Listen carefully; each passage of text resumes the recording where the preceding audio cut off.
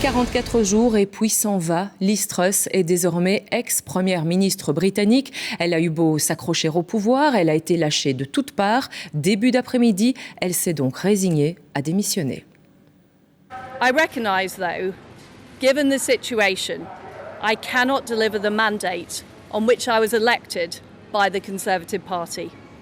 I have therefore spoken to His Majesty the King to notify him that I am resigning as leader of the Conservative Party. Voilà, ce fut bref et pourtant Liz Truss aura marqué l'histoire britannique justement parce que son mandat est le plus court de l'époque contemporaine, mais en plus, c'est pendant ce mandat qu'est décédée la reine Elisabeth II, un mandat synonyme de chemin de croix. Laurie Cailloub. Mr. Speaker, I am a fighter and not a quitter. 24 heures à peine après cette déclaration, Liz Truss quitte pourtant le navire britannique en pleine tempête. Elle qui avait été élue dans un contexte difficile de crise énergétique et de baisse du pouvoir d'achat. On lui reprochait déjà son programme économique basé sur la réduction des taxes lors de sa première séance au Parlement. Families and public services need every penny they can get. How on earth does she think that now is the right time to protect Shell's profits and give Amazon a tax break? 2 jours plus tard, elle devient l'une des dernières personnes à avoir vu la reine Elisabeth II en vie à Balmoral. S'ensuit 10 jours de pause politique et de deuil national avant qu'elle ne présente son plan pour baisser les impôts sans réel financement, de quoi affoler les marchés britanniques. Après plusieurs revirements de son programme, l'abandon de cette baisse d'impôts promis et une démission du ministre des Finances, Liz Truss s'excuse. Now I recognise we have made mistakes.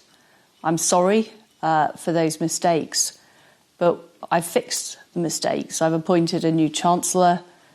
We have restored economic stability and fiscal discipline. And what I now want to do is go on and deliver for the public. Des excuses insuffisantes pour une première ministre devenue impopulaire. Contestée par certains membres de son propre parti, elle jette l'éponge. L'inflation au Royaume-Uni n'a jamais été aussi haute en 40 ans. Oui, voilà qui confirme la totale instabilité dans laquelle est plongé le Royaume-Uni. Bonsoir Anaïs Cordoba. Cette démission, c'est un geste fort, mais qui ne résoudra pas tout. Non, effectivement, son plan de croissance, le plan de croissance de Liz Truss a porté un gros coup à l'économie. Alors, même si le gouvernement a fait volte-face, ça n'a pas tout résolu.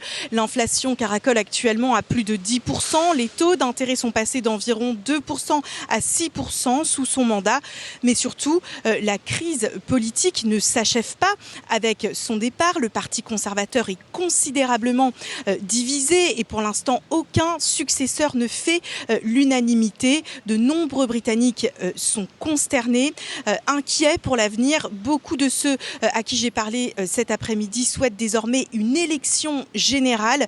Les conservateurs ont perdu leur mandat car ils ne sont pas capables de s'entendre et de gérer le pays. Voilà en gros ce que me disent ces Britanniques. Oui, un parti conservateur qui s'est tout de même donné 8 jours à peine pour nommer un nouveau Premier ministre. Tout à fait, le parti veut éteindre la crise rapidement. D'abord, car personne ne veut d'une nouvelle élection interne de 6 semaines. Comme on l'a vu cet été, ce serait une nouvelle occasion de se diviser devant les Britanniques. Puis, le pays ne peut pas se permettre de rester sans leader à Downing Street en pleine crise économique et sociale et guerre en Ukraine. Le nouveau Premier ministre sera donc désigné au plus tard vendredi prochain. Ce sera peut-être même avant. Chaque candidat devra réunir au moins 100 soutiens parmi les députés conservateurs. Puis, les candidats seront départagés par les députés. Si 2 finalistes passent toutes ces étapes, alors les militants du Parti conservateur seront appelés à les départager par un vote en ligne. On entend que Rishi Sunak et Penny Mordaunt, les 2 anciens rivaux de Liz Truss dans la course à Downing Street, pourraient se présenter. Et puis un certain Boris Johnson pourrait bien faire son retour. Ça paraît incroyable, mais c'est ce qu'affirment ce soir le Times et le Telegraph, 2 quotidiens britanniques proches du Parti conservateur. Anaïs Cordoba à Londres, merci à vous.